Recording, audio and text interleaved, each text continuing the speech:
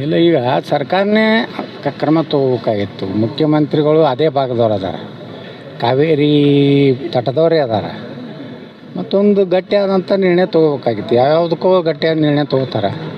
ಯಾರೇ 10 ರೂಪಾಯಿ ಲಂಚ ತಿಂದರೆ ಅವ್ರನ್ನ ಒಳಗೆ ಹಾಕ್ತೀನಿ, ನಾನು ಹಿಡಿದು ಹೇಳ್ತೀನಿ, ಏನೇನೋ ಡೈಲಾಗ್ ಹೊಡಿತಿರ್ತಾರೆ. ಮೊದಲೆಲ್ಲ ಭಾಳ ಡೈಲಾಗ್ ಹೊಡಿತಿದ್ರು ಅವರು, ಕಾವೇರಿಗೆ ಏನಾರ ಆದ್ರೆ ನಾ ಹಂಗೆ ಹಿಂಗೆ ಅಂತೇಳಿ.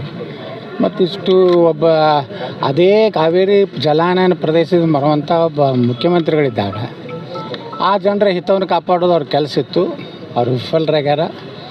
ಮತ್ತು ಏನಾಗಿದೆ, ಮೊದಲಿನ ಹಿಡಿದು ಒಂದು ಕಾವೇರಿ ಅಂದ ಕೂಡಲೇ ದಕ್ಷಿಣ ಕರ್ನಾಟಕ, ಕೃಷ್ಣೆ ಅಂದ್ರೆ ಉತ್ತರ ಕರ್ನಾಟಕ. ಕೃಷ್ಣೆಗೆ ಅನ್ಯಾಯ ಆದಾಗ ಆ ಕಡೆ ಜನ ಸ್ಪಂದನೆ ಸರಿಯಾಗಿ ಮಾಡೋದಿಲ್ಲ ಅನ್ನೋಂಥದ್ದು ಉತ್ತರ ಕರ್ನಾಟಕ ಜನರ ಒಂದು ರೀತಿ ಅಸಮಾಧಾನ ಇದೆ. ಇದು ಸಮಗ್ರ ಕರ್ನಾಟಕದ ವಿಚಾರ ಬಂದಾಗ ಕಾವೇರಿ ಭಾಗದಲ್ಲಿ ಅನ್ಯಾಯವಾದಾಗೂ ಉತ್ತರ ಕರ್ನಾಟಕದ ಸ್ಪಂದನೆ ಆಗಬೇಕು.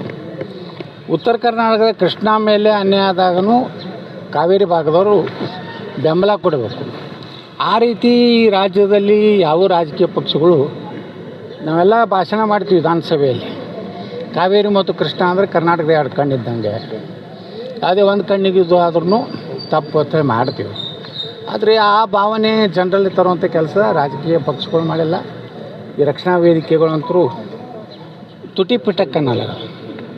BJP ಇದ್ದಾಗ ಕರ್ನಾಟಕ ರಕ್ಷಣಾ ವೇದಿಕೆಯವರು ಎಷ್ಟು ಜಿಗಿದಾಡ್ತಿದ್ರು, ಟಣ ಜಿಗಿದಾಡ್ತಿದ್ರು.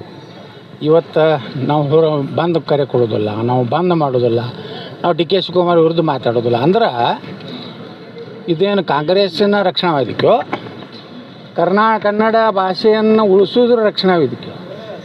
ಇವತ್ತು ಅವ್ರು ಯಾವುದೂ ಸಕ್ರಿಯವಾಗಿ ಅಲ್ಲಿ ಪಾಲ್ಗೊಳ್ತಿಲ್ಲ. ಇಲ್ಲ, ಅವ್ರು ಬೆಂಬಲನೇ ಕೊಟ್ಟಿಲ್ಲ ಸರ್. ಅದೇ ಬೆಂಬಲನೇ, ಅದೇ ನಾ ಕೇಳ್ತೀನಿ, ಯಾಕೆ ಕೊಡಲಿಲ್ಲ ಬೆಂಬಲ? ಇದು ಈ ಕನ್ನಡ ಈ ಕಡೆ ಉತ್ತರ ಕರ್ನಾಟಕದ ರಕ್ಷಣಾ ವೇದಿಕೆಯವರು ಕೇಳಬೇಕು ಅವ್ರ ಅಧ್ಯಕ್ಷಗೆ, ಯಾಕೆ ಕೊಡೋದಿಲ್ಲ, ಕಾವೇರಿ ಕೊಡೋದಿಲ್ಲ, ಕೃಷ್ಣೆ ಕೊಡೋದಿಲ್ಲ, ಅಥವಾ DK ಶಿವಕುಮಾರ್ ಸರ್ಕಾರ ಇರೋದ್ರಿಂದ ಇದಕ್ಕೆ ಬೆಂಬಲ ಇಲ್ಲೋ?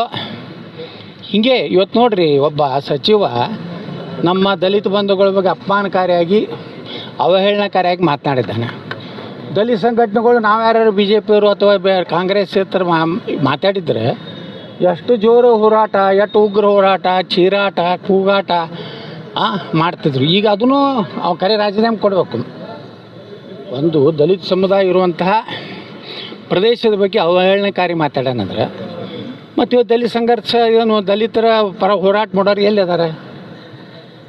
ಹಿಂದೂಗಳಿಗೆ ಅನ್ಯಾಯ ಆದಾಗೂ ಮಾಡ್ತಿಲ್ಲ. ಅಲ್ಲಿ ಮೈಸೂರು ಭಾಗದಾಗ ಒಬ್ಬದು ದಲಿತರಿಗೆ ಮುಸ್ಲಿಮರು ಹೋಗಿ ಮನೆ ಹೊಕ್ಕು ಹೊಡೆದ್ರೂ ದಲಿತ ಸಂಘಟನೆಗಳು ಹೋರಾಟ ಮಾಡೋದಿಲ್ಲ.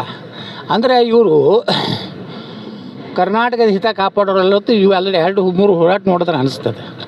ಅದಕ್ಕೆ ಮುಖ್ಯಮಂತ್ರಿಗಳು ಈ ಹೋರಾಟ ನಿರಸಾಗಿದೆ, ವಿಫಲ ಆಗಿದೆ ಅನ್ನೋಕ್ಕಿಂತ ನೀವು ಪ್ರಾಮಾಣಿಕವಾಗಿ ಆ ಭಾಗದ ಜನಪ್ರತಿನಿಧಿ ಇದ್ದೀರಿ. ಮತ್ತು ಆ ಭಾಗದವರೇ ನೀರಾವರಿ ಸಚಿವರಾಗ್ಯಾರ ಈಗ ಮನೆ ಚಲುವರಾಯ ಸ್ವಾಮಿ ಅವರು. ನಿಮ್ಮ ಸ್ಟ್ಯಾಂಡ್ ಏನು ಹೇಳ್ರಿ ರಾಜ್ಯದ ಜನರಿಗೆ? ಇದೇ BJP ಸರ್ಕಾರ ಇದ್ದಾಗ ಇಡೀ ವಿಧಾನಸಭೆಯಲ್ಲಿ ಗಲಾಟೆ ಮಾಡ್ತಿದ್ರಿ. ಈಗ ನೀವೇ ಅಧಿಕಾರದಲ್ಲಿದ್ರಿ, ಹೇಳ್ರಿ ಅವ್ರಿಗೆ ಮ್ಯಾಗೇನು ಕೃಷ್ಣ ಇದು ಇದೆಯಲ್ಲ ಟ್ರಿಬ್ಯುನಲ್ಗೆ ಹೇಳ್ರಿ, ನೀರು ಎಲ್ಲೈತಿ ನೀವು ಬಂದು ಅಳೀರಿ. ಸುಮ್ಮನೆ ನೀರು ಬಿಡ್ರಿ ತಾಲೂಕು ಆದೇಶ ಮಾಡಿದ್ರೆ ಹೆಂಗೆ? ವಾಸ್ತವಿಕವಾಗಿ ಆ ಒಂದು ಪ್ರದೇಶಕ್ಕೆ ಬರಬೇಕು. ಇಲ್ಲಿ ಸರಿಯಾಗಿ ಮಾಡಲಾರ್ದಕ್ಕೆ ಈ ರೀತಿ ಎಲ್ಲ ವಸೂಲಿ ಹಚ್ಚಿದ ವಕೀಲರಿ, ಮೆರಿಟ್ ಮ್ಯಾಗ ವಕೀಲರು ಕೊಡಬೇಕು. ತಮಿಳ್ನಾಡದವ್ರು ನೋಡ್ರಿ ಎಂತಿಂಥ ವಕೀಲರು ಕೊಡ್ತಾರವ್ರು. ನಮ್ಮವ್ರಿಗೆ ವಕೀಲರನ್ನ ಸರಿಯಾಗಿ ಡೆಪ್ಯೂಟಿ ಮಾಡೋದಿಲ್ಲ. ಯಾರೋ ಕೆಲವೊಂದು ಮಂದಿ ತಮ್ಮ ಏನು ಅಂತಾರಲ್ಲ ವೈಯಕ್ತಿಕ ಗೆಳತನಕ್ಕೆ ತಮ್ಮ ಜಾತಿಯವ್ರನ್ನ ಅಲ್ಲಿ ಡೆಪ್ಯೂಟಿ ಮಾಡ್ತಾರೆ.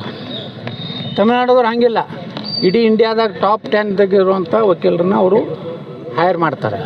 ಇದನ್ನು ಮಾಡೋದಿಲ್ಲ, ದೊಡ್ಡ ಮಿಸ್ಟೇಕ್ ಇದು. ಯಾಕಂದ್ರೆ ಅಲ್ಲಿ ಕೂತವ್ರಿಗೆ ನಮ್ಮ ಪರಿಸ್ಥಿತಿಯನ್ನು ಭಾಳ ಅವ್ರಿಗೆ ಅರ್ಥ ಆಗುವಂಗೆ ಮತ್ತು ಅವ್ರಿಗೇನು ಹೇಳಬೇಕು, ನೀವು ನೀರು ಬಿಡೋದು ಹೇಳ್ತೀರಿ, ನಮ್ಮಲ್ಲಿ ಇಷ್ಟು ಸ್ಟೋರೇಜ್ ಐತಿ, ನಮ್ಮ ಇಷ್ಟು ಎಕರೆಗೆ ನೀರಾವರಿ ಬೇಕು, ಬೆಂಗಳೂರು ಅಂತ ಮಹಾನಗರ ಕುಡಿ ನೀರು ಬೇಕು, ಮತ್ತು ಅನೇಕ ಗ್ರಾಮೀಣ ಪ್ರದೇಶದಲ್ಲಿ ಕುಡಿ ನೀರು ಕಾವೇರಿ ಮೇಲೆ ಡಿಪೆಂಡ್ ಅದ. ನೀವು ಅಲ್ಲಿ ಸರಿಯಾಗಿ ವಾದ ಮಾಡಿರಿ, ಅದು ಮಾಡೋದಿಲ್ಲ. ಬರೀ ಎಲ್ಲದ್ರಾಗೂ ಬರೀ ರೊಕ್ಕ ಹೊಡಿದು ಕೆಲಸ ಬಿಟ್ರೆ ಅಂಥ ವಕೀಲರು ಕೊಟ್ಟರೆ ಹೆಂಗೆ ಉದ್ಧಾರ ಆಗ್ತದೆ ಕರ್ನಾಟಕ? ಈ ನಮ್ಮ ಕೃಷ್ಣಾದಾಗೂ ಅದೇ ಪರಿಸ್ಥಿತಿ ಬಂದೆ, ನಮಗೆ ಪಾಲು ಸರಿಯಾಗಿ ಇನ್ನೂ ಹೋರಾಟ ಮಾಡಕತ್ತೀವಿ ನಾವು. ಕೃಷ್ಣ ಸಿಗ್ತಾ ಇಲ್ಲ ಸರ್. ಸಿಗ್ತಾ ಇಲ್ಲ.